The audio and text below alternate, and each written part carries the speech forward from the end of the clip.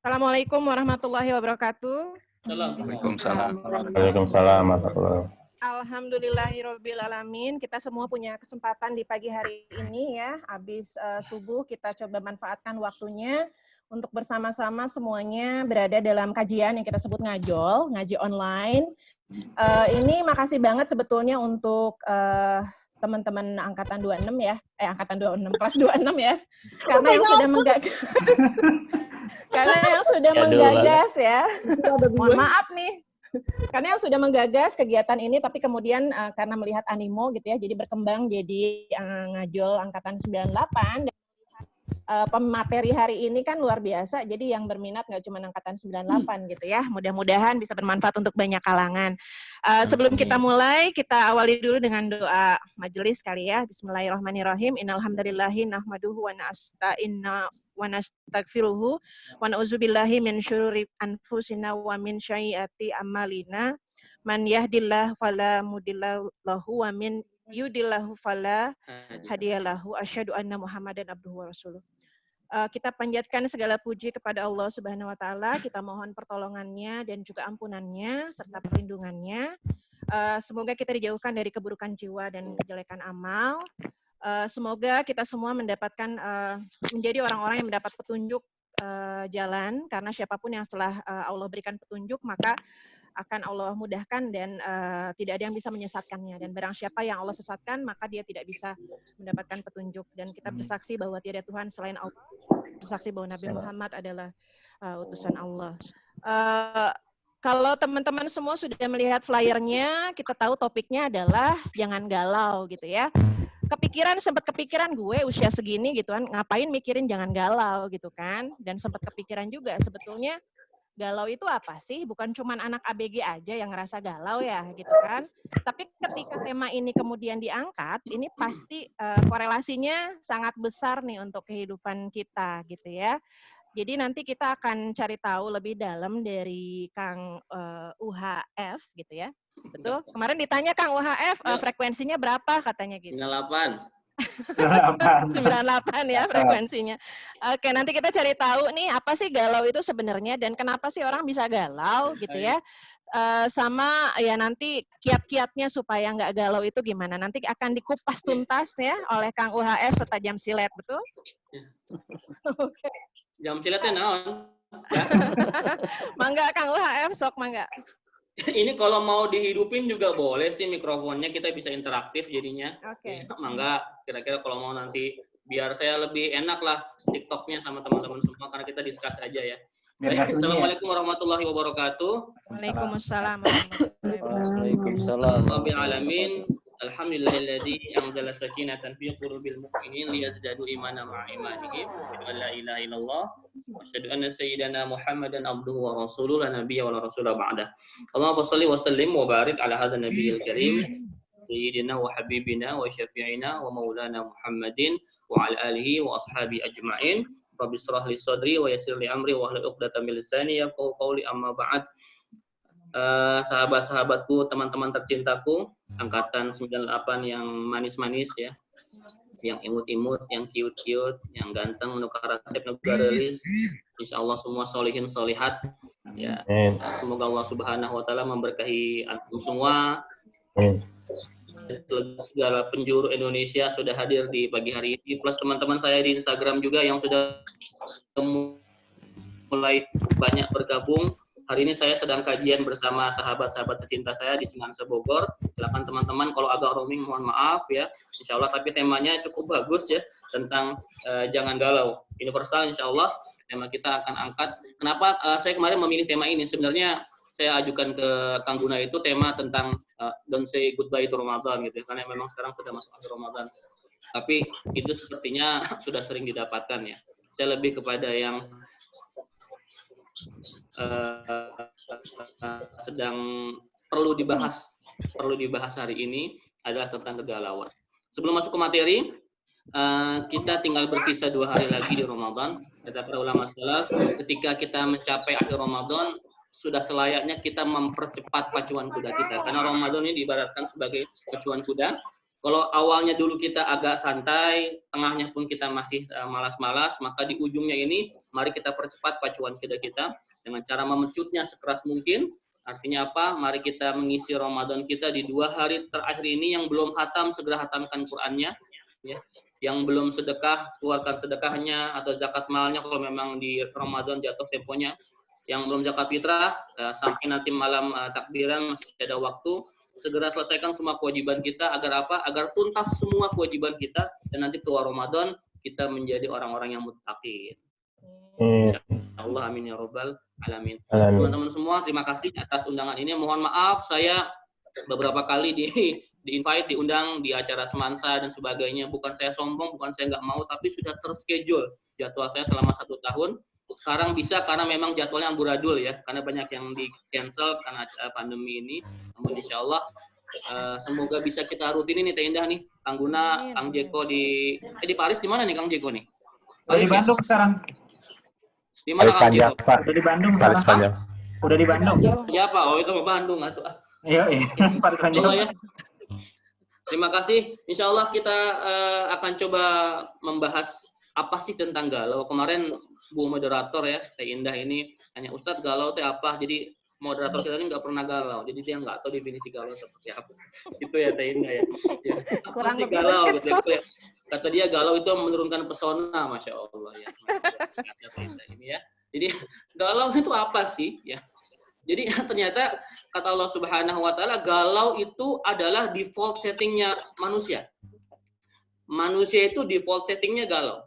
Kok bisa begitu? Iya, nanti antum buka semua di surah nomor 70 Al-Ma'arij ayat 19 sampai 21. Ya. A'udzubillahi minasyaitonirrajim. Innal insana khuliqa halu'a. Itu kata Allah Subhanahu wa taala.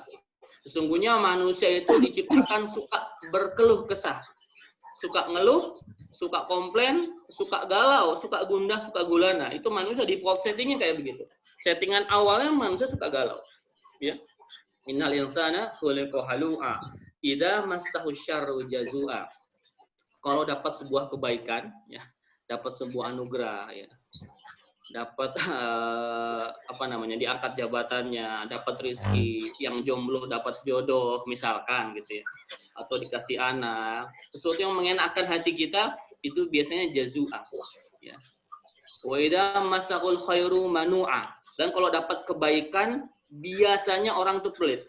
Kalau dapat anugerah dia biasanya lupa, ya. Dia biasanya kalau dapat musibah tuh biasanya dia mengeluh, ya. Dapat sesuatu yang tidak mengenakan hatinya dia keluh kesah, galau dan sebagainya. Namun ketika mendapatkan anugerah, hatinya bahagia, cenderung nyaman hatinya, dia itu suka lupa. Illal musallin, kecuali orang-orang yang sholat. Itu basic ayatnya seperti itu. Jadi manusia ini memang default settingnya, settingan awalnya adalah suka galau.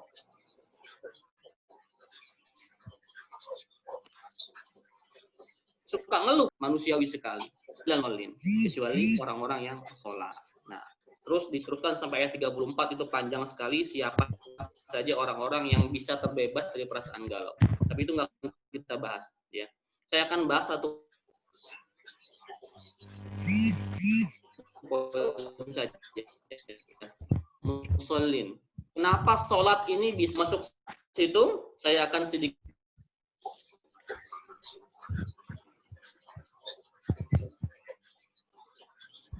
Putus tadi? Ya, sempat hilang nih. Sempat hilang. Sudah gabung? Sudah. Oke, baik. Hari ini kita mendapati teman-teman semua, antum tahu bahwa sudah hampir 3 bulan kita di rumah. Efeknya luar biasa banget ya. Banyak teman-teman kita yang di PHK hari ini. Banyak teman-teman kita yang dagangannya nggak laku. Banyak perusahaan yang bahkan bangkrut. Ya, sedih. Banyak orang sekarang saya lihat kalau saya ke jalan gitu ya, banyak orang sampai mengais-ngais di pinggir jalan. Itu sedih sekali ya. 3 bulan ini entah sampai kapan akan selesainya. Lalu Allah menggambarkannya seperti apa sih? Ujian-ujian yang mendera manusia itu ternyata memang telah Allah sampaikan. Surah nomor 2 Al-Baqarah ayat 155. Kata Allah Subhanahu wa taala, "A'udzubillahi minasyaitonir rajim, wa lanabluwannakum bisyai'im minal khawf wal ju'." Dan sungguh kata Allah Subhanahu wa taala, aku akan menguji kalian, menguji manusia itu dengan beberapa macam ujian. Walanabluwannakum bisyai'im minal khauf. Yang pertama khauf. Ujian pertama itu adalah khauf, rasa ketakutan, rasa insecure ya. Takut akan apa? Takut akan semua hal. Salah satu di antaranya adalah takut akan terkena wabah ini. Ternyata memang ketakutan itu adalah ujian bagi manusia. Antum takut di PHK, takut merugi dagangannya, takut kehilangan orang-orang yang dicintai, ya. Itu merupakan bagian dari ujian. Khauf, ya. Takut, punya perasaan was-was. Jadi ternyata rasa takut adalah ujian bagi setiap manusia. Yang kedua, ujiannya berbentuk jo. Jo itu apa artinya? Lapar, kelaparan. Jadi setelah takut, Allah pun akan menguji manusia dalam bentuk kelaparan. Sepertinya kalau di Indonesia ini nggak banyak lah kita mendapati kasus kelaparan. Tapi kalau kita menyeberang ke bumi lain ya, ke daerah lain, ke negara lain di daerah Afrika, saudara-saudara Muslim kita misalkan di Somalia itu tanpa pandemi corona pun mereka hampir tiap hari mengalami kasus kelaparan. Kelaparan adalah ujian bagi manusia. Dulu zaman awal Rasulullah Shallallahu Alaihi Wasallam, ketika awal-awal beliau berdakwah bersama para sahabatnya, Rasulullah itu seringkali didapati sehari tak makan apa-apa kecuali hanya seteguk air dan sebutir kurma. Rasulullah itu hampir tiap hari kalau beliau tak mendapati makanan di rumahnya, maka beliau akan berpuasa.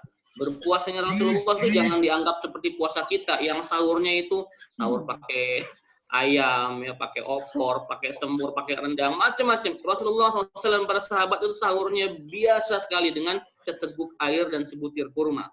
Bahkan ketika perang Uhud, ya, ketika perang Uhud itu perangnya di waktu Syawal.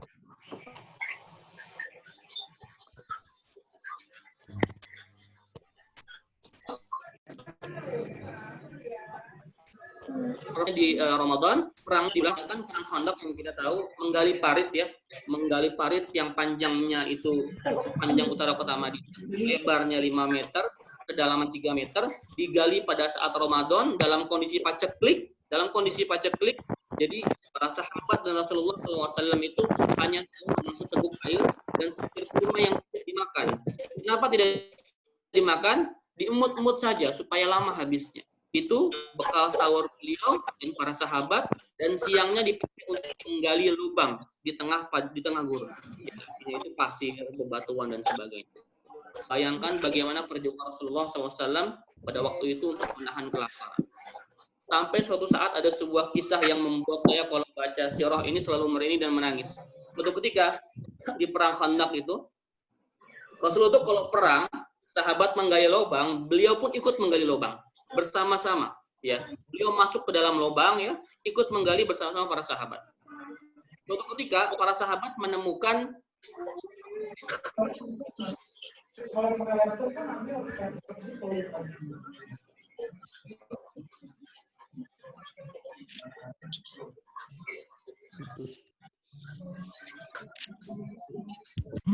buah batu dengan kapak beliukan.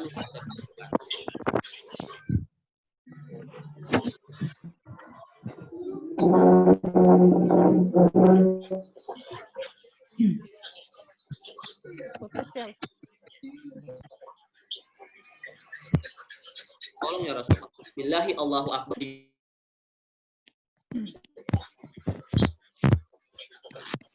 Sudah nyambung? Putus-putus deh Ustadz suaranya. Tes, sudah sambung? Sudah. Baik, mohon maaf. Tapi nggak stabil. Oke, ya. Baik, saya ulangi lagi. Ketika Rasulullah Shallallahu Alaihi Wasallam mengangkat kapak beliungnya itu, maka tersingkaplah perutnya. Para sahabat seketika itu menunduk, sebahagian di antara mereka menangis. Kenapa? Hari itu para sahabat semua kelaparan, sehingga mereka mengganjal perutnya dengan satu batu. Ya, kalau orang Arab, kalau lapar diganjal perutnya dengan satu batu, karena kelaparan sekali. Tapi Rasulullah SAW manusia paling mulia saat itu. Manusia paling mulia yang kalau berdoa sama Allah, ya Allah, berikan aku makanan selezat apapun, itu pasti dikasih sama Allah Subhanahu wa Ta'ala. Namun apa terjadi ketika beliau mengangkat kapak beliungnya itu, maka terpampanglah perutnya Rasulullah Shallallahu Alaihi Wasallam, perutnya diganjal dengan 2 batu. Apa artinya? Bahwa Rasulullah saat itu adalah manusia yang paling lapar di antara para sahabat. Teman-teman kebayang semua ya, seorang pemimpin, beliau kan khalifah, seorang Rasulullah, manusia mulia, yang paling Allah cintai, yang kalau berdoa apapun pasti Allah kabulkan.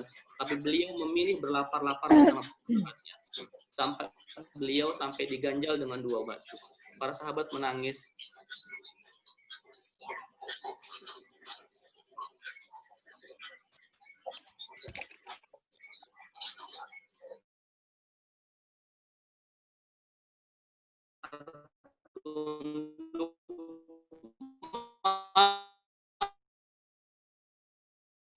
Jadi Masya Allah ya, kalau kelaparan itu para sahabat sudah hampir setiap hari mengalami kelaparan.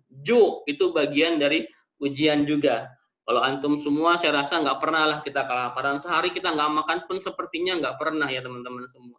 Jadi Masya Allah ya, kita terhindar dari ujian berupa kelaparan ini. Kata para ulama salaf, kalau antum semua hari ini sudah bisa makan, sudah punya pakaian, sudah punya tempat tinggal, bisa tidur bermalam begitu, maka antum adalah orang paling kaya di dunia. Sederhana itu ya teman-teman ya. Para ulama itu kalau bisa makan hari ini, bisa pakai baju hari ini, punya tempat tidur nanti malam, maka mereka sudah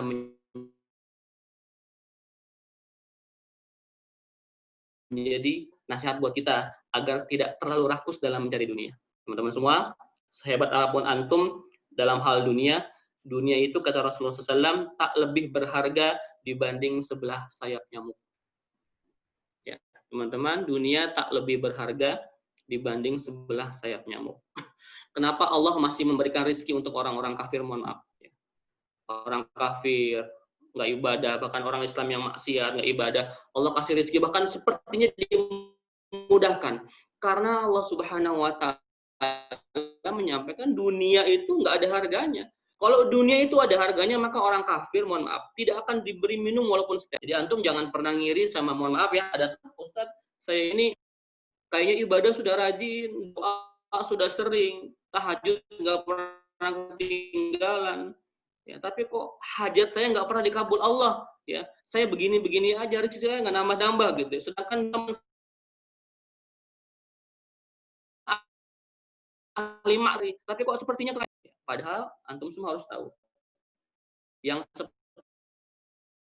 seperti itu karena Allah sudah benci sama orang itu. Azab pun nanti di akhirat. Nah kita sengaja Allah tahan, tidak diberikan hajatnya dulu apa?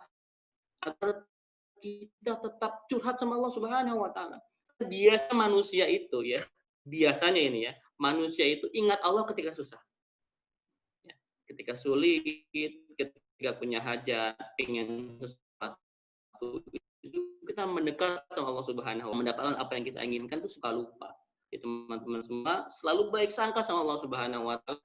Kenapa hajat kita belum dikabulkan? Ya, segala hajatnya itu mungkin Allah masih senang mendengarkan curhat kita. Seperti itu ya. Yang ketiga, ujian yang ketiga adalah walanabluwannakum bisyai'in minal khawfi wal ju'i wa naqsim minal amwal kekurangan harta ya. Kekurangan harta, krisis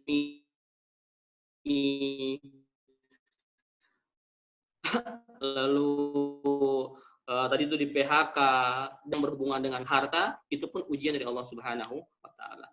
Para sahabat, kenapa sih mereka itu menjadikan harta itu cuma di ujung kukunya ya? Para sahabat, antum kalau melihat baca sirah, kelihatannya mereka orang miskin. Enggak. Sebagian besar di antara mereka, separuhnya itu orang-orang kaya. Bahkan kayanya itu kayak bingit, kaya banget. Enggak ya, ratusan triliun hartanya. Utsman sampai sekarang hartanya masih ada, masih bisa dinikmati, ya. Sampai sekarang Utsman bin Affan, beliau itu miskin, beliau itu kaya. Sejak muda sudah menjadi seorang profesional. Mas kawinnya, mahar, haja itu antara 50 sampai 100 ekor unta. Ya, itu ikhtilaf di situ. 50 saja, satu unta ini berapa? 20 sampai 30 juta. 1 sampai 1,5 miliar. Itu Rasulullah Muhammad muda. Ya. Kaya-kaya, tapi tidak meletakkan harta itu dalam hati mereka. Sampai ada sebuah doa yang sering disampaikan loh.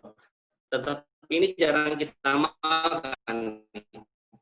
Apa kata Rasul? Ya Rob, jadikan aku ini orang miskin. Ya. Mati sebagai orang miskin dan bangkitkan nanti aku bersama. Hadis ini jangan letterless ya. Maksudnya miskin apa? Miskin dalam arti harta itu nggak sampai masuk ke dalam hati. Biasa aja, dunia banyak tapi dipakai semua untuk jihad fisabilillah. Karena itu sedekahnya para sahabat itu brutal. Ya, sedekahnya saya bilang brutal sekali. Ya. Umar bin Khattab tuh sudah lama pengen melampaui sedekahnya Utsman. Ya. Utsman menyerahkan 100 ekor unta. Ya Rasulullah, ini 100 ekor unta untuk jihad fisabilillah. 100 ekor unta, kalau kita kalikan 20 juta aja lah ya, yaitu 2 miliar. Ya Rasulullah, ini 2 miliar untuk sedekahku. Umar ini sudah lama pengen melampaui sedekahnya Utsman, tapi nggak bisa karena Utsman itu orang super kaya, tajir melintir lah, konglomerat dia. Nggak bisa tuh di atas. Tapi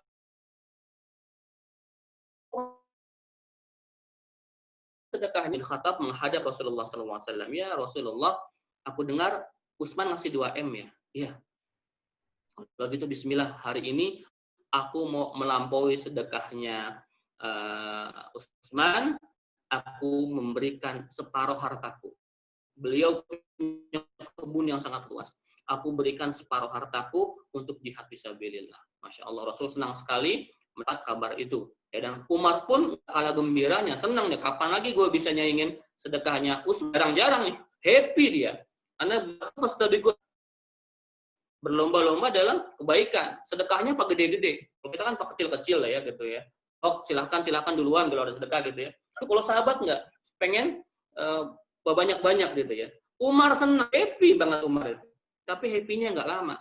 Kedengeran sama sahabat satu lagi nih, ada persaingan sedekah. Datang sahabat terakhir ini. Orangnya kurus. Ya. Kalau pakai sarung, dua-dua. Tapi Masya Allah, disimpan di sebelah kanan timbangan. Di sebelah kiri itu iman seluruh umat manusia. Maka timbangan iman orang ini lebih berat dari seluruh iman manusia di dunia ini, Masya Allah. Manusia ini adalah orang yang membenarkan aku dikala semua orang mendustakan tatkala peristiwa Isra Mi'raj. Orang ini adalah orang yang mendampingi aku di awal hijrah. Bersama-sama sampai sembunyi di Gua Sur. Siapa dia? As-Siddiq. Ya. Abu Bakar As-Siddiq. Ya. Abu Bakar As-Siddiq datang salam. Ya Rasulullah, ini aneh dengar nih Utsman ngasih 2M nih. Iya benar. Umar ngasih separuh hartanya. Iya benar. Kalau gitu Bismillahirrahmanirrahim. Hari ini saya menyedekahkan seluruh harta saya untuk jihad fisabilillah. Insyaallah ya. Menyedekahkan semua hartanya untuk jihad fisabilillah. Kata Rasulullah, wahai Abu Bakar, lalu apa yang kau tinggalkan untuk keluargamu? Kata beliau, aku tinggalkan Allah dan Rasulnya. Ya, teman-teman di rumah, kalau mikir itu, emang ada ya orang kayak begitu? Ada dulu. Ada ternyata. Yang kata kita nggak mungkin, dulu ada. Hari ini saya mendapati sahabat, saya punya sahabat namanya Koh Stephen Indra. Koh Stephen Indra Wibowo. Ya, antum mungkin tahu, silahkan dibuka di kemarin juga dibahas di TV ya. Koh Stephen itu, antum tahu dia seorang mu'alaf. Ketua Mu'alaf Center Indonesia. Ya. Sebelum corona ini memang sudah aktif sekali di dunia dakwah, aktif sekali mengislamkan banyak orang, aktif sekali memberikan sedekah. Tapi spesial di masa pandemi, beliau menjual semua asetnya. Sempat beberapa kali ikut membantu menawarkan rumah beliau di beberapa kota. Jadi beliau itu membuat hazmat ya, APD, lalu beliau bagikan semua ke rumah sakit yang membutuhkan. Total berapa? 12 miliar beliau keluarkan dana dari kocek pribadi. Beliau bukan orang kaya raya. Ya. Kayak biasa-biasa aja lah. Tapi beliau tinggal ngontrak, tinggal di Jogja, istrinya di rumah orang tuanya di Bandung. Ya, ternyata ada orang kaya begitu ya. Ini buat ibrah buat kita ya. Ternyata ada orang yang sedekahnya itu brutal. Gitu ya teman-teman semua. Jadi para sahabat tuh kaya raya, tapi kayaknya itu nggak sampai masuk dalam hati. Yang celaka kaya masuk ke dalam hati. Sehingga apa yang terjadi? Kita nggak pengen harta itu kurang. Ketika harta itu kurang, ada potensi mengalami kekurangan, apalagi sampai bangkrut, galau kita. Galau luar biasa. Ketakutan kita. Tiap hari mikir bagaimana supaya uang kita di bank itu nggak kurang. Kalau bisa nambah terus. Akhirnya membuat kita galau. Ya, seperti itu ya teman-teman semua. Ujian yang ketiga adalah kekurangan harta. Ujian yang keempat, wanaksi minal amwal anfus, kehilangan dicintai. Kepergian orang-orang yang dicintai, kematian orang tua kita, kematian mungkin anak-anak kita, kematian pasangan kita. Ini juga bentuk dari ujian Allah Subhanahu wa taala. Ya, kalau antum di sini mungkin ada yang pernah meninggal anaknya, ya. Ini saya pernah ketemu sama orang yang ditinggal anaknya, sedih luar biasa. Ini luar biasa sedihnya, ya. Ada anak usianya masih di bawah 5 tahun ya, meninggal dunia, itu gimana nggak sedihnya. Tapi tenang saja, bagi orang-orang yang ikhlas ya, maka Allah akan jaminkan surga untuk orang tuanya. Ini kehilangan orang-orang yang dicintai, ini ujian juga ternyata. Ya. Dan yang terakhir, wassamarat. Samarat ini kan buah-buahan artinya ya. Tapi kata para mufasir, menerjemahkan ujian kekurangan buah-buahan ini adalah bisnis yang di luar ekspektasi. Apa maksudnya? Kita buka bisnis nih, pengen dagang, pengen buka apapun, ternyata tadinya pengen untung malah merugi. Ya, bangkrut dan sebagainya, ini ujian juga. 5 ujian. Pertama adalah ketakutan, kelaparan, kekurangan harta, kehilangan orang yang dicintai, dan kebangkrutan. Ini 5 ujian. Ini ujian yang Allah sampaikan berikan kepada manusia. Dan memang manusia itu harus semua diuji. Antum semua kalau ngaku jadi seorang beriman, itu pasti akan merasakan ujian.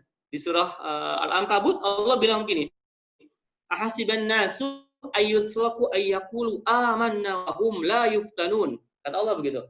Apakah engkau mengira akan dibiarkan Allah berkata, kami ini orang beriman, ya, sampai kamu mengalami ujian. Jadi nggak mungkin kita ngomong ngaku orang beriman tapi nggak pernah diuji. Jadi antum kalau, ya Allah jangan aku berikan ujian, itu nggak mungkin. Kita jangan diminta untuk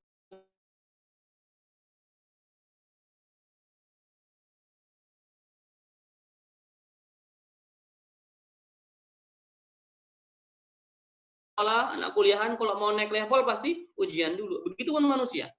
Jadi kalau antum dapat ujian, itu apa tandanya? Sebentar lagi antum mau naik kelas. Tergantung antum gimana menyikapi ujiannya, meresponnya, apakah merespon dengan baik sehingga lulus ujian ataupun sebaliknya. Jadi seperti itu kira-kira. Ya.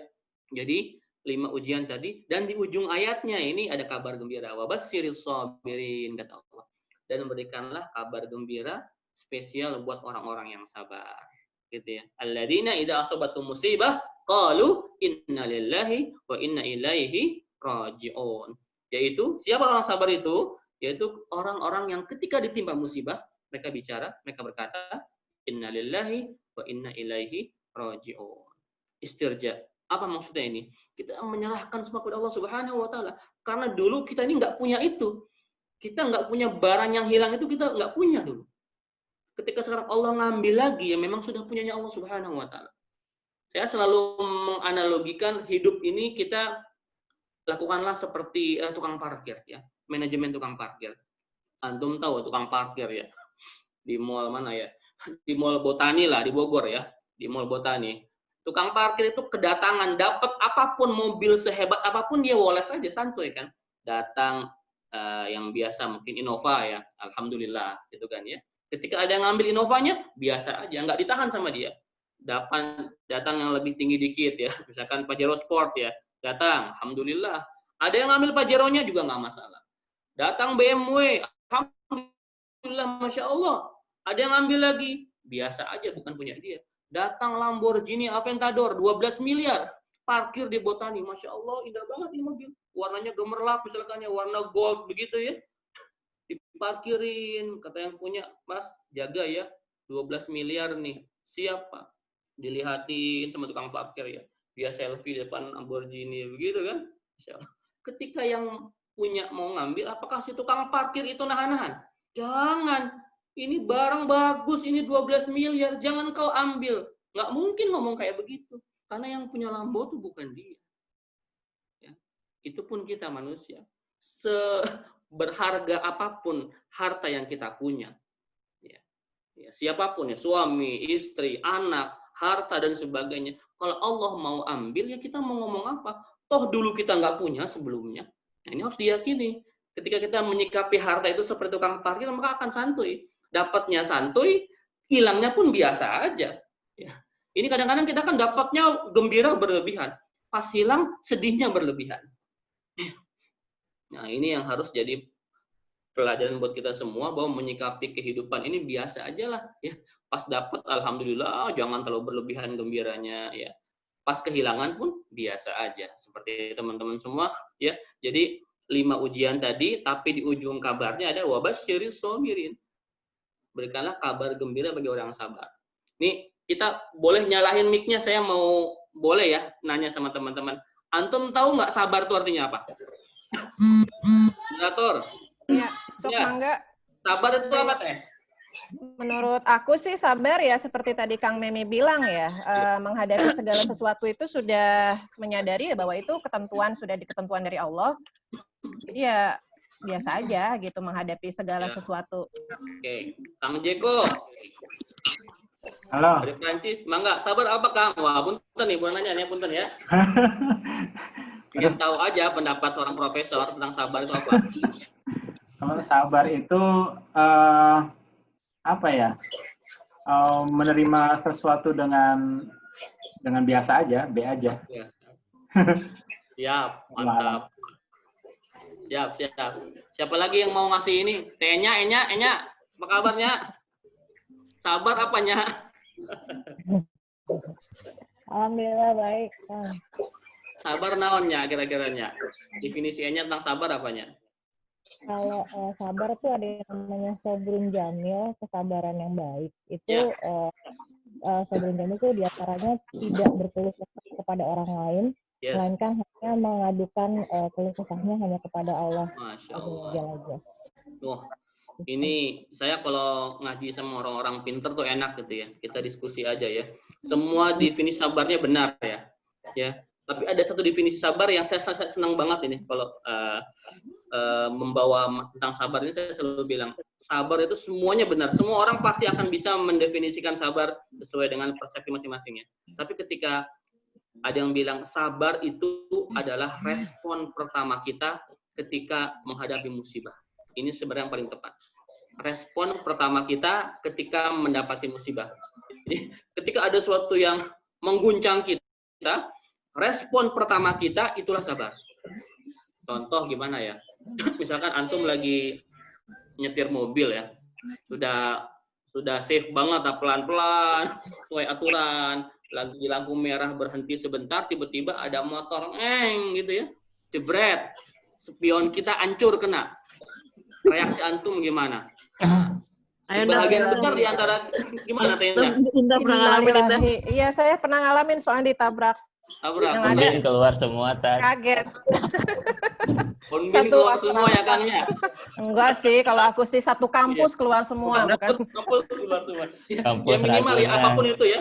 Bentuknya cacian ya. Caci makinya ya. Kita buka kaca, woi, gitu kan ya. Apalagi kalau mereka spionnya mobil mahal gitu sebagainya ya. Kadang-kadang dia makhluk akan gaib keluar juga caci terbawa maki. saat. Gitu ya. Jadi Masya Allah ya, kita kalau mendapati ujian itu di sesuatu yang tidak kita duga sama sekali, kan saya udah safety gini, udah pelan-pelan gitu, nggak ngebut-ngebutan, kok masih ditabrak juga.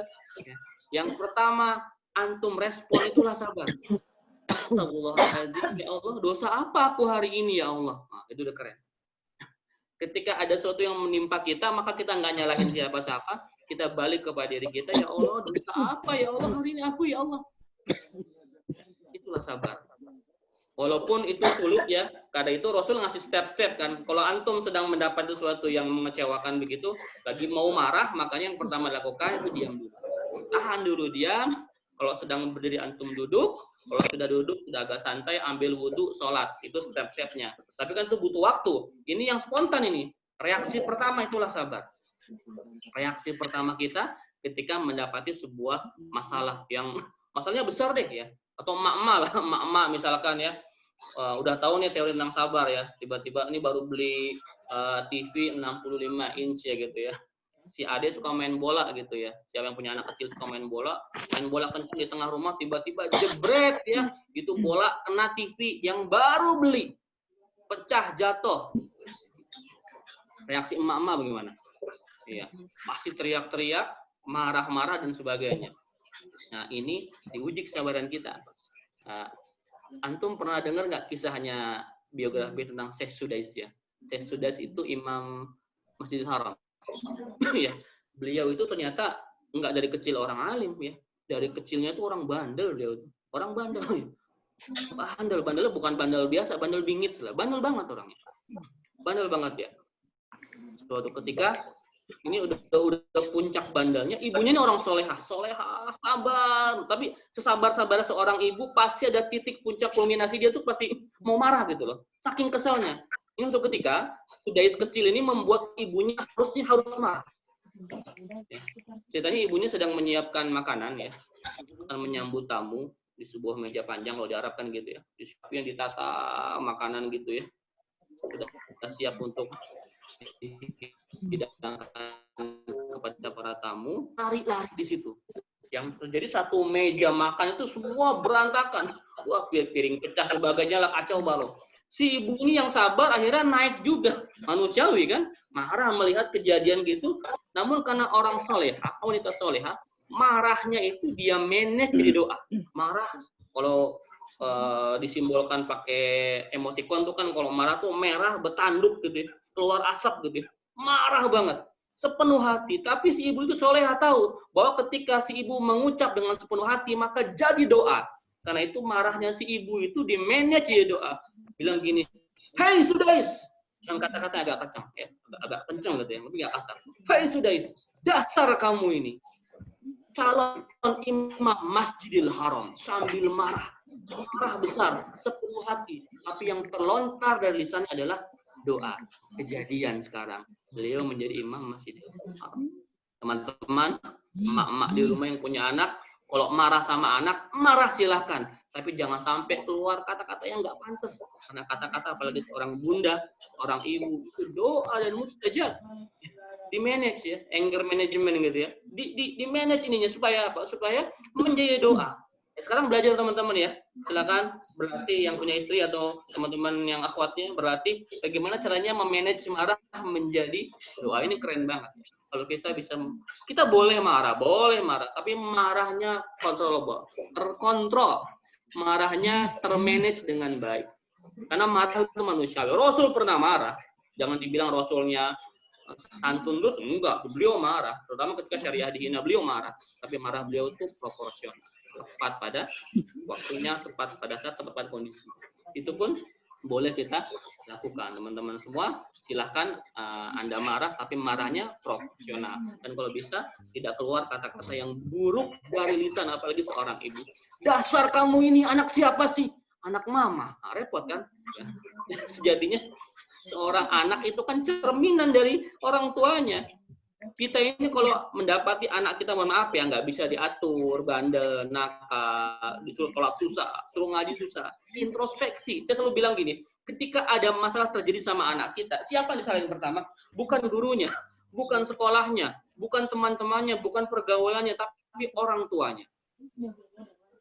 Ya. Benar banget, Tad. Ini banyak guru ya. Ini banyak guru. Quotes of the day nih buat para guru nih. Iya, ya. Jadi Langsung nyalahin saya selalu ortu gitu ya. bilang sama, karena saya juga seorang praktisi pendidikan, punya sekolah, jadi saya tahu banget. Saya bilang, kalau ada orang tua suka curhat gitu ya, "Ustadz, ini anak saya sekolah Islam, ya, pulang sekolah ngaji lagi di masjid, di TPA gitu ya. Tiap hari sudah saya suruh, tapi kok masih bandel. sholatnya susah, ngajinya susah, kadang-kadang bantah perintah orang tua. Ini what's wrong nih, ada apa nih, ayah naon ya, gitu kan? Ada apa ini Pak Ustadz? Saya sampaikan sebelum ayah bunda keluar-luar, coba deh cek. Ayah bunda seperti apa memperlakukan anak di rumah. Ayah bunda seperti apa mencontohkan anak Anda di rumah. Ayah bunda pernah nggak, ayah terutama, pernah nggak kita bawa harta yang haram, dibawa ke rumah, dimasak sama istri kita, dimakan sama anak-anak kita. Itulah sumber kekerasan hati paling utama dari seorang anak. Teman-teman semua yang anaknya mohon maaf, bilang, terus dari atur, bader pisan gitu ya, introspeksi. Siapa tahu kita pernah ngasih makanan yang haram sama anak kita. Memang ini butuh kebesaran hati ya. Kalau emang pernah salah kita ngaku. Minta maaf sama anak nggak ada salahnya. Nah, mohon maaf nak, ayah pernah ngasih kamu gini. Mohon maaf, taubatan nasuha. Ya. Karena sejatinya anak itu contoh bagi orang tuanya. Orang tuanya ngapain, anak nyontohin loh. Pengen anaknya rajin sholat masjid. Kalau antum pengen anaknya ngapal Quran itu biasa gitu ya, juga bareng-bareng gitu. Jadi kadang-kadang nasihat berupa uswatun hasanah, contoh yang baik itu jauh lebih berharga dibanding antum ngomong berbuih-buih lah. Ya. Contohin aja, pengen sholat tepat waktu, azan, yuk nak sholat sama ibu, sholat sama ayah.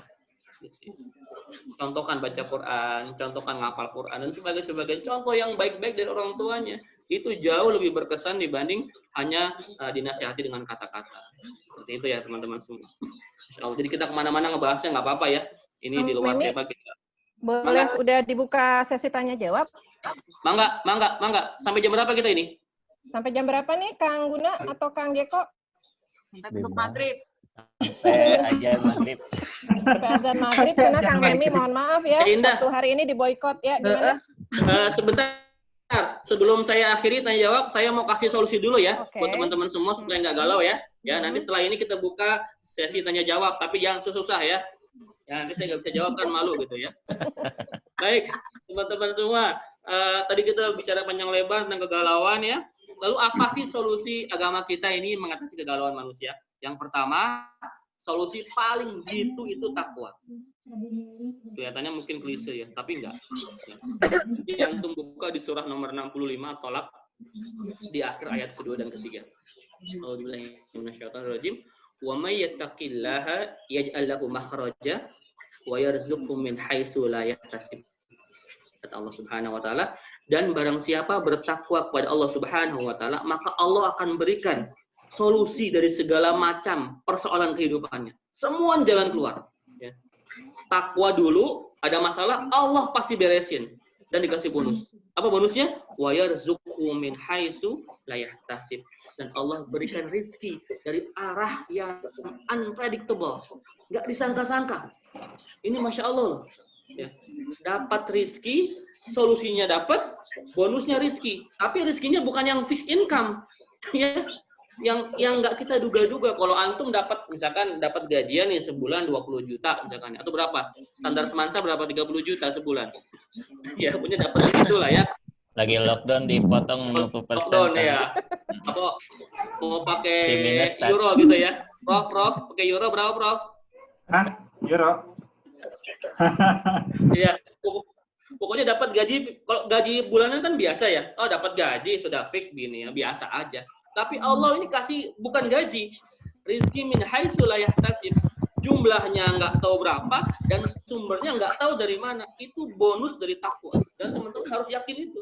Jadi kalau antum semua galau hari ini, punya banyak masalah kehidupan apapun bentuknya, maka yang harus diperbaikin adalah takwanya dulu.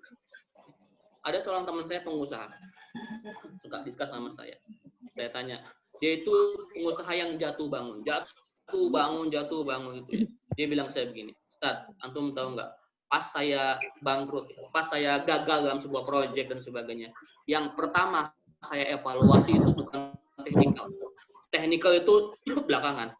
Yang pertama saya evaluasi itu adalah ketakwaan saya. Ketakwaan ownernya. Jadi pas lagi gagal bisnisnya nih, yang nggak sesuai. Tadi sama seperti kekurangan apa ya, tidak sesuai dengan prediksi gitu ya, tidak sesuai dengan harapan. Itu yang saya evaluasi adalah takwanya saya. Jadi masya Allah ya, baru setelah itu dia periksa tuh teknikalnya. Kenapa kok bisa gagal project kita, bisnis kita, gitu ya. Jadi kalau ada masalah, cek dulu, ini takwa kita bener apa gini? Salat kita bener apa tidak? Dicek semua teman-teman, ya. Perbaiki takwa kita. Kita mungkin, anak yakin lah, antum semua orang-orang yang salat ya. Nggak sampai lah ninggalin salat kan, insya Allah ya. Di sini semuanya orang-orang solihin, solihat semuanya. Tapi pertanyaan saya ini, apakah salat kita sudah membekas dalam kehidupan kita? Ini salat nggak sembarang ya, karena kata Rasul apa? Awwalu ma yuhasabu bihil abdi yaumal qiyamah salat. Ibadah pertama yang Allah hisab nanti di akhirat adalah salat. Kalau benar salatnya, yang lain ikut insya Allah. Kalau kacau salatnya ini bahaya ini. Yang lain bisa ikut kacau juga. Salat kita mungkin selama ini hanya sekedar menggugurkan kewajiban. Bahkan di antaranya mungkin ada yang menjadi beban, auzubillah. Ya, ibu-ibu lagi masak, sudah azan, azan lagi, pas nanti baru zuhur, udah asar lagi. Nah, itu beban. Hati-hati ketika antum semua terbebani oleh sholat, maka sholat tidak akan menjadi apa-apa, nggak bernilai apa-apa. Ya. Kalau benar apa sholatnya? Indikator sholat khusyuk ya teman-teman semua, kata Al-Imam Al-Ghazali, indikator sholat khusyuk adalah ba'da sholat, ba'da salam, sampai takbiratul ihram. Indikator sholat khusyuk itu ba'da salam sampai takbir. Ada sebahagian kita mungkin tanya, enggak terbalik, Tat? Bukannya sholat itu awalnya takbir dulu, baru terakhir salam? Enggak. Maksudnya apa? Kata Imam Ghazali, sholat yang khusyuk adalah setelah selesai salam, sampai nanti sholat lagi. Maksudnya adalah setelah selesai salam, sholat khusyuk kita mampu menjaga kita dari perbuatan keji dan munkar.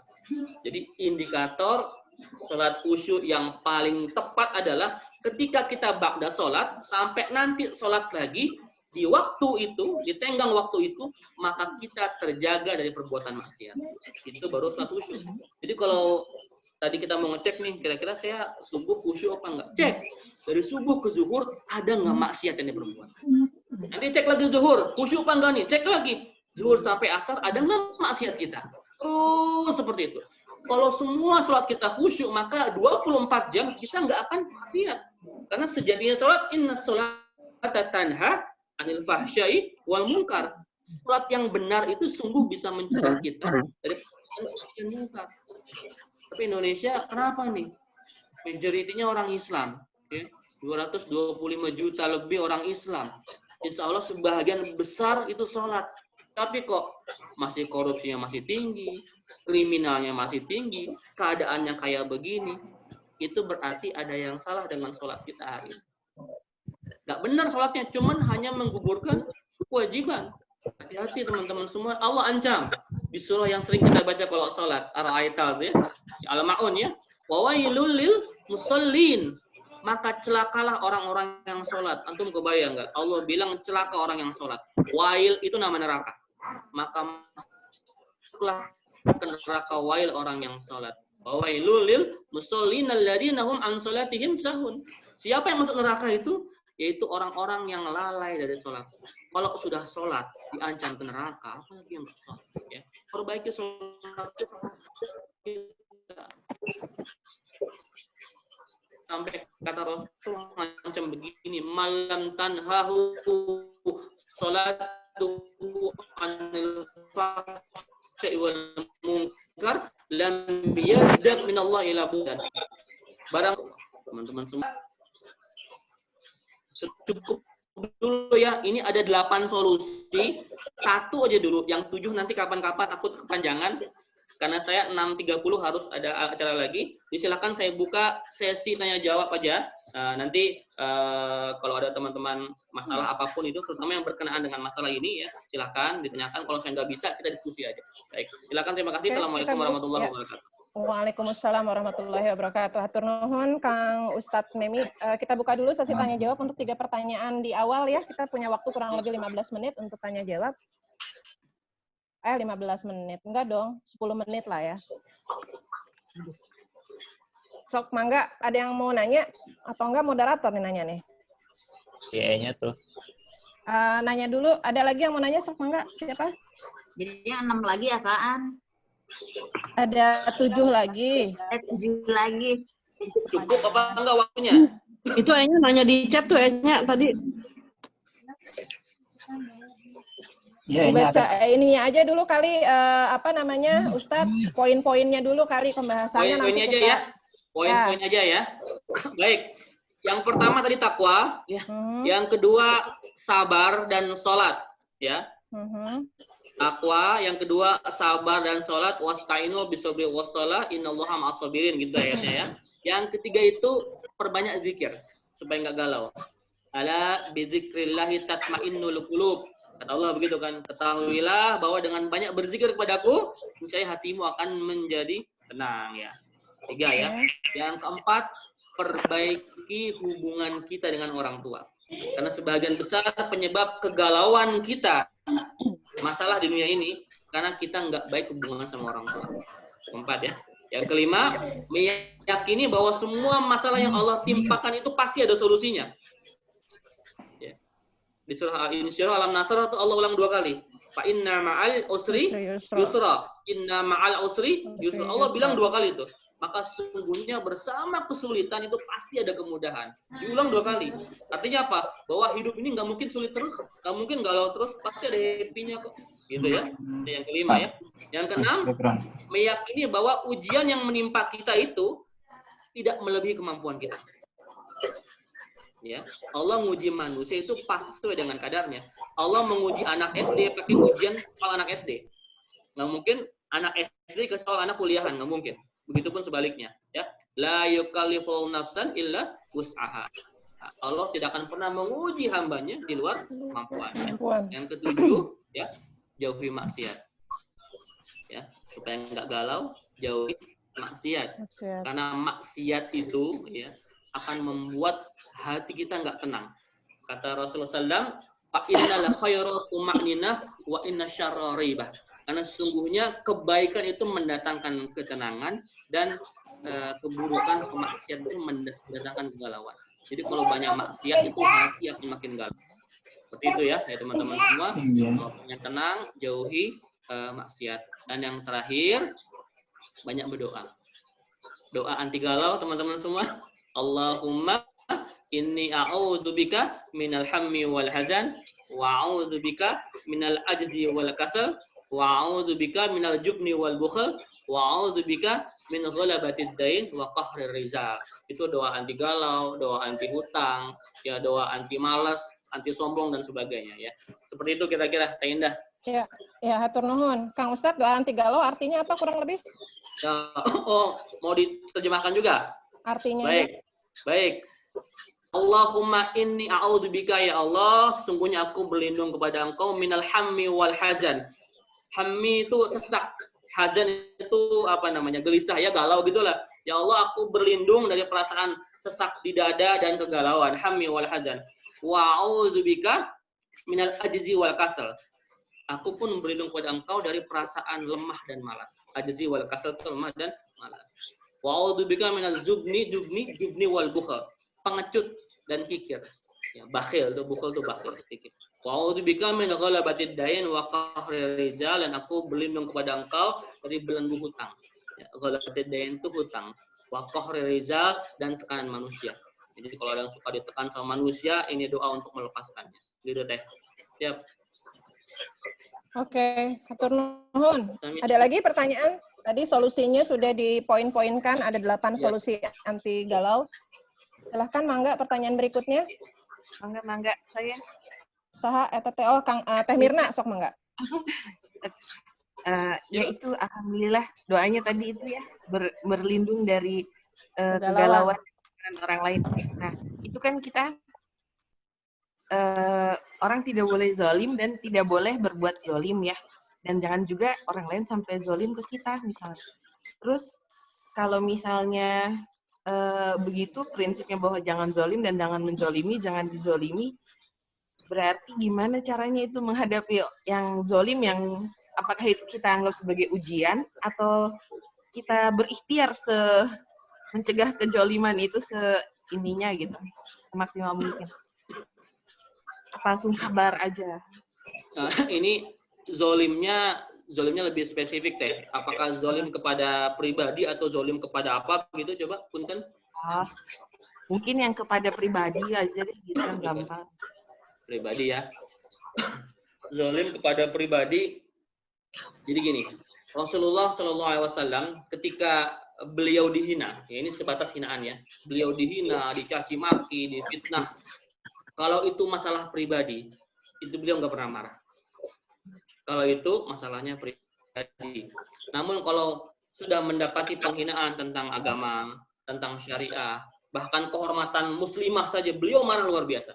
Ya, ada seorang muslimah di pasar Yahudi itu diganggu, disingkap hijabnya sampai Rasul menurunkan pasukan terbaik untuk mengepung kampung Yahudi itu. Itu Rasul marah. Tapi ketika dihina masalah pribadi dan sebagainya, kalau memang kita masih bersabar, masih bisa bersabar dan meresponnya itu dengan santai, maka respon biasa aja. Namun ketika memang harus dijelaskan atau diklarifikasi, ya sekedarnya aja teh. Yang penting jangan dibalas. Ketika ada yang zolim, dibalas dengan zolim, maka sama aja ya. Jadi kalau memang ada kezoliman, sabar. Jadi gini, setiap kezoliman yang menimpa pada kita, ada sebuah keistimewaan. Apa? Kata Rasul, salah satu la turaddu da'watuhum. Ada 3 golongan yang Allah tidak akan pernah tolak doanya. Yang pertama, al-imamul adil, pemimpin adil. Yang kedua, wa da'watul mazlum. Siapa? Doa orang-orang yang terzolimi. Yang ketiga kita nih, as-shaimu hatta yaftura. Orang puasa sampai buka lagi nanti, ya.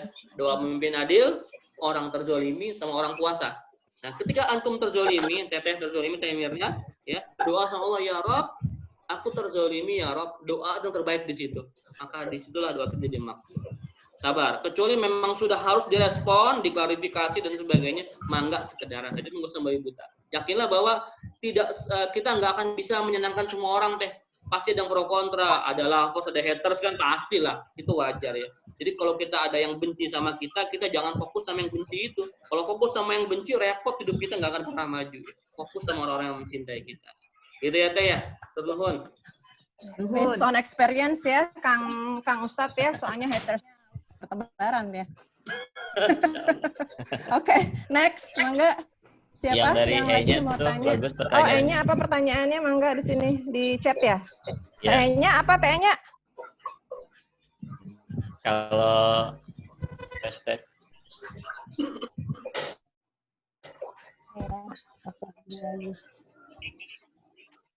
Dibaca aja Teh, baca Teh.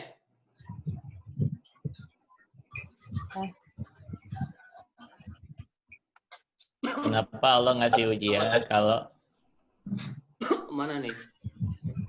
Mengapa Allah ngasih ujian? Kenapa nggak semuanya naik kelas bareng-bareng aja? Aku aja kalau punya sekolahan nggak aku kasih ujian kok, itu kata anaknya Inya ya? Iya. Oke. Oh punten nggak diomongin takut anaknya dengar, dimahami, pahami. Jadi kenapa dikasih ujian gitu, nggak naik kelas bareng-bareng aja? Ini mau ngejawab pakai jawaban anak kecil apa jawaban serius deh? Dua versi berarti ya? Jadi kan Masya Allah, anak gue SMP, oke, anak SMP. Kenapa Allah kalau ngasih ujian tuh nggak bareng-bareng, naik kelas bareng-bareng aja gitu ya? Nah ini ya, Allah itu kan menyediakan surga itu kan nggak untuk semua orang gitu ya. Walaupun surga itu kan luas ya, wasari'u ila magfiratin min rabbikum wa jannatin arduhas samawati wal ardh. Seluas langit dan bumi ya. Tapi Allah tuh memilih-milih orang yang akan beliau berikan surga. Allah itu Ar-Rahman Ar-Rahim. Ar-Rahman berikan kepada semua manusia, Ar-Rahim spesial buat orang beriman. Nah, ketika Ar-Rahman itu ya satu nikmat Allah. Ar-Rahman itu satu nikmat. 99 itu Ar-Rahim, ya. Rahman itu satu nikmat dibagi sama semua manusia di seluruh dunia. Ya. Sampai makhluk sekecil apapun itu dapat Rahmannya Allah. Ya. Jadi kalau orang mau kerja dapat rezeki walaupun dia kafir, walaupun dia maksiat dapat rezeki. Tapi yang 99 ini rahimnya ini spesial buat orang beriman. Nah, ujian untuk orang beriman itu jauh lebih dahsyat dibanding ujian untuk orang-orang yang tidak beriman. Jangan aneh kalau kita mendapati nanti ada orang yang beriman kok susah, nelongso hidupnya, tapi yang maksiat, yang kafir, kaya raya, pokoknya istimewa lah pandangan kita tentang dunia. Jadi kan saya bilang ya, dunia itu tidak lebih berharga dibanding sebelah sayap nyamuk. Karena itu Allah kasih semua dunia untuk orang yang mau usaha. Namun ketika itu bicara masalah rahimnya Allah, kasih sayang Allah buat akhirat kita ini spesial. Makanya Allah kasih ujiannya pun spesial dibanding ujian orang kafir. Ujian orang beriman itu jauh lebih spesial karena nanti hadiahnya apa? Surga, bro. Surga, sis. Kayaknya dapatnya surga, karena ujiannya levelnya beda. Kalau cuma dapatnya kipas angin nggak usah diuji lah. Kan surga ya. Jadi kita ujiannya berat karena hadiahnya itu surga. Tadi kan dibilang ya di Al-Ankabut ya hasiban nasu ayyusaku ayyaqulu aman.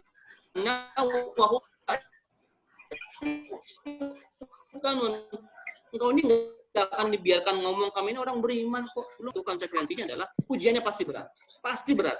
Semakin berat ujiannya, nanti naik level kelasnya makin tinggi. Gitu kan. Jadi sampaikan ke anaknya, kenapa beda-beda ujiannya? Karena level itu beda-beda. Ini kelasnya beda-beda, Dek, gitu ya. Kelasnya beda-beda, ada ujian anak SD, ada ujian anak SMP, anak SMA, anak kuliah, semua beda, soalnya beda. Ketika anak SD lulus ujian, dia naik ke SMP, ya. Ketika anak SMA lulus ujian, dia naik ke kuliahan dan sebagainya. Itu level kehidupan itu beda-beda, makanya ujiannya pun beda-beda. Nanti hasilnya, outputnya jadi beda-beda. Ada orang yang lulus ujian kuliahan, ya, jadi sarjana dia. Ada yang cuma lulus ujian SD, berarti cuma lulus SMP dia. Dan seterusnya seperti itu. Jadi Allah tuh menguji orang beda-beda kadarnya, karena nanti beda-beda outputnya, dan surganya pun beda-beda. Kalau surga, ya, dan level surga paling tinggi adalah sesuai nama kita indah ya, Jannatul Firdaus. Tinggi, itu harapan kita semua. Ya kalau kita mah nggak ngarep lah ya, kalau ngarep sih boleh, cuma nggak tahu dapat bangga gitu ya. Minimal masuk surga lah, surga yang mana aja. Tapi kalau kita punya cita-cita, ekspektasi itu, pengennya kan yang paling tinggi. Nah, karena itu siap mendapati ujian yang paling berat. Kalau ujiannya ringan-ringan aja ya, surganya mungkin di emperan gitu. Seperti itu kira-kira analoginya Teh, Mangga. Yang lain mungkin? Sudah cukup kayaknya ya? Iya, cukup lah insya Allah. Oke, sip, insya Allah. Ada lagi terakhir mungkin ini pertanyaannya? Mengingat waktu. Ada lagi pertanyaan? Enggak, kalau nggak ada saya nanya. Siapa yang mau nanya? Tuh, Kang Haji mau nanya, Kang Haji? Mangga. Terakhir ya, Kang Ilham, sok mangga. Boleh. Tad, izin bertanya nih. Terkait dengan materi kemarin ini kan masa pandemi gitu ya. Dan ini mungkin ya kita bisa ini kan katakan kan banyak yang suffering nih kan karena corona ini kan, COVID-19 ini banyak yang suffering gitu. Mungkin ya termasuk juga mungkin ada yang dari kita juga gitu yang terkena impasnya gitu ya. Ya termasuk saya, bukannya curcol nih ya. Ya tapi jadi kalau bisa dikategorikan sebagai ujian gitu ya. Ketika ujian nanti lulusnya ini apakah nanti kan ada yang bilang setelah ini mungkin katanya ada nanti normal gitu kan. Setelah ini nanti orang-orang juga tidak akan akan menyesuaikan dengan situasi. Kita akan tahu sih setelah masa pandemi ini nanti akan seperti apa kita gitu ya. Nah, selesainya masa ujian ini apa yang kita lihat gitu dari sisi agama gitu, apakah itu new normal itu ataukah nanti mungkin daya tahan kita, kesabaran kita itu diuji gitu ya, itu sampai ya kita tetap bersabar, kita tetap beribadah atau seperti apa nih tadi? Wah, ini pertanyaannya S3 ini ya.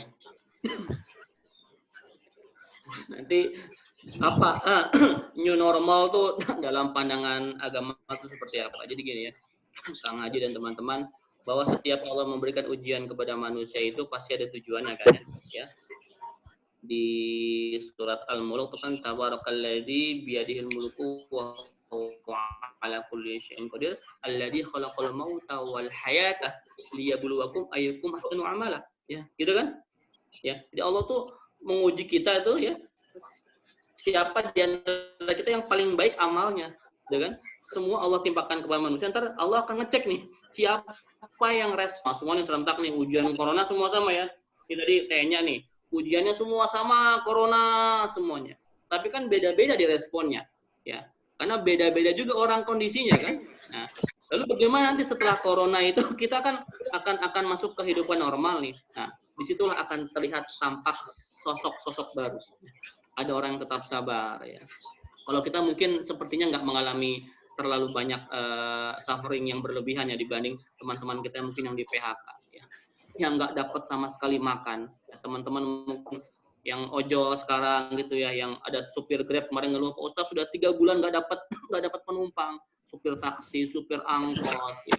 Atau yang lain-lainnya kita nggak mengalami sampai seperti itu ya. Tapi yakinlah, setiap Allah menguji manusia itu dengan ujian yang berat, maka Allah akan menaikkan kita ke level yang lebih tinggi. Itu kan butuh keyakinan, butuh keimanan.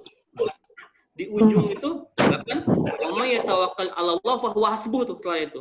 Dan barang saya bertawakal kepada Allah, maka Allah akan cukupkan. Allah akan cukupkan. Karena manusia ini nggak harus kaya, tapi cukup. Beda antara kaya dan cukup. Maka ketika kita bertawakal kepada Allah, Allah cukupkan. Sampai pasrah. Ini level pasrah ini agak-agak berat memang, karena harus level iman yang agak tinggi nih. Ketika kita meyakini semua ikhtiar kita sudah selesai, maka gantungkan harapan semaksimal mungkin sama Allah. Dan itu butuh keyakinan. Saya akan bahas asbabun nuzul ayat ini ya, yang At-Tolaq ayat 2 dan 3 tadi. May yattaqillaha yaj'al lahu makhraja wa yarzuqhu min haitsu la yahtasib wa may yatawakkal 'ala Allah fa huwa hasbuh ya. Ceritanya begini. Dulu itu ada sekeluarga namanya keluarga Auf, punya anak namanya Malik. Mereka biasa berperang bersama Rasulullah SAW ya. Suatu ketika ada panggilan jihad, seperti biasa harusnya mereka ikut. Tapi dalam suatu kondisi, bapaknya itu, Auf itu nggak bisa ikut. Auf sama istri nggak bisa ikut. Yang ikut anaknya, izin anaknya. Malik itu izin. Bisa didorong. Ayahanda, aku izin. Ingin ikut berjihad bersama Rasulullah SAW. Oh, silahkan. Kami doakan engkau mendapat syahid. Itu loh. Doa orang tua melepas anaknya, didoain mati syahid. Bayangin gimana level iman sahabat Rasul. Akhirnya berangkatlah bersama Rasulullah SAW. Terjadi peperangan, umat Islam mengalami kemenangan. Pulang ke Madinah, Rasul menginspeksi pasukan semua, sahabat semua diinspeksi, diperiksa, ternyata semua selamat.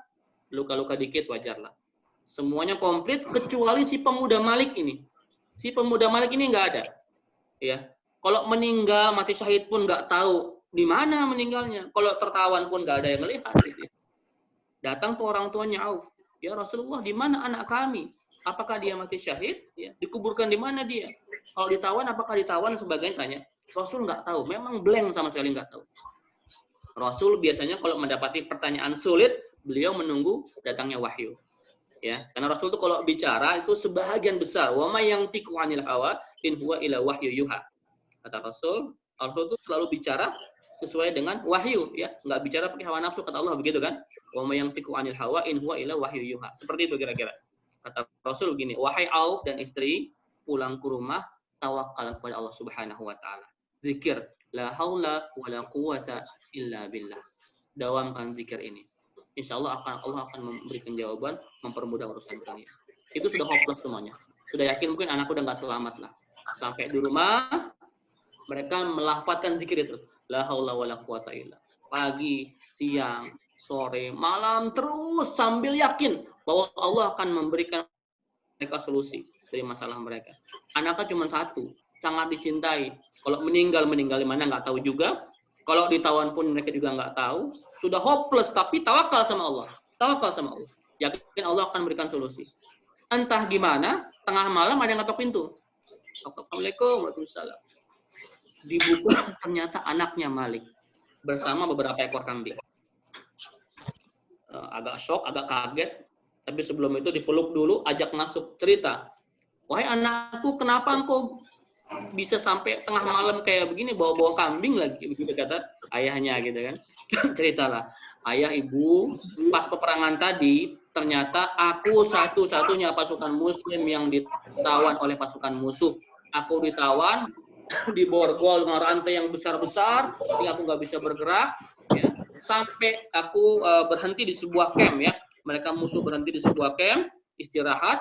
Aku tetap dalam borgol yang rantai yang besar-besar ini. Aku nggak bisa bergerak sama sekali begitu. Tapi tadi malam, entah kenapa tiba-tiba semua borgolku itu, rantai-rantai yang mengikat aku itu melebar. Melonggar sendirinya. Aku nggak tahu kenapa itu.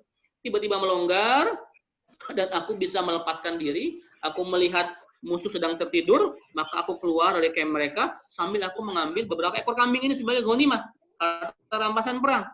Ya, lalu dia keluar dari camp itu. Kata orang tuanya, loh, kan jarak camp musuh sama Madinah itu kan jauh, nggak mungkin dong tiba dalam waktu sebahagian malam, kan nggak sampai semalam bahkan ya. Kok langsung tiba di rumah kita? Entah kenapa ayahku, tiba-tiba seperti ada sayap besar, ya, aku naik di atasnya dan tiba-tiba saja aku langsung sampai di depan rumah kita ini. Ayah ibunya memuji Allah subhanallah walhamdulillah. Allahu akbar ya. Memuji kebesaran Allah, sudah nggak sabar lagi pengen cerita sama Rasul. Besok subuhnya. Akhirnya datang ke Masjid Nabi. Sebelum ngomong, Rasul karena diberi oleh Jibril akan peristiwa ini, beliau mengucapkan selamat. Wah, selamat wahai Auf, Malik dan keluarga, karena peristiwa yang terjadi sama keluarga kalian, maka Allah menurunkan surat ini. Wa may yattaqillaha yaj'al lahu makhraja wa yarzuqhu min haitsu la yahtasib. Dan barang siapa bertakwa kepada Allah Subhanahu wa taala, Allah berikan jalan keluar dari semua permasalahan kehidupannya. Dan bonusnya kambing tadi itu wa yarzuqhu min haitsu la yahtasib. Ada rezeki di arah yang tidak diduga-duga. Ya teman-teman semua, ini Masya Allah ya. Ketika kita sudah level sampai pasrah, tawakal, pokoknya sudahlah, serahkan sama Allah Subhanahu wa taala, maka di situ Allah akan memainkan perannya. Kang Ilham, Kang Haji, kalau teman-teman semua nanti sudah mengalami seperti itu ya, sudah perih banget, maka sudah lepas aja ya, lepas semua.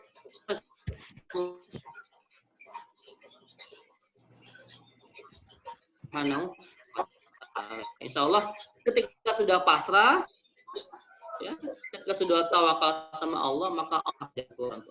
Indah. Ya, hatur nuhun Kang Memi. Jadi ya. Kang Ilham sudah ya. Oke, kita simpulkan aja karena mengingat waktu juga dari kajian kita pagi ini. Satu aja terakhir Ustadz, kabar gembiranya tuh apa sih statementnya untuk orang-orang bersabar itu aja.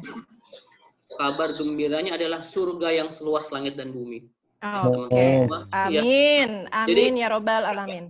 Teman-teman semua, kita ini ibadah ini kata orang kan, apa yang kita ibadah ada pamrih, kita ibadah hanya mengharapkan ridho Allah, cinta Allah. Ya benar, tapi kita mengharapkan surga pun boleh sekali. Karena sejatinya bahwa kita ini ibadah seperti transaksi bisnis. Allah bilang begitu loh. Allah bilang kita ini sedang berdagang sama Allah. Ya ayyuhalladzina amanu hal adullukum ala tijarah tunjikum min adzabin alim. Kata Allah begitu di surah As-Saff ya.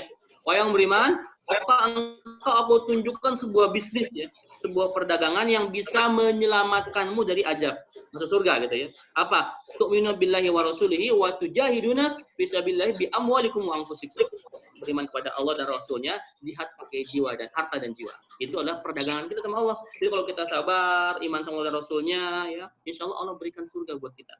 Jadi segala macam yang kita lakukan di dunia ini adalah muaranya dari Allah Subhanahu wa taala dengan harapan dapat surga, kalau bisa sih jannatul firdaus yang paling tinggi. Amin. Amin, amin ya Allah ya robbal alamin. Oke, hatur nuhun Kang Memi atas waktunya.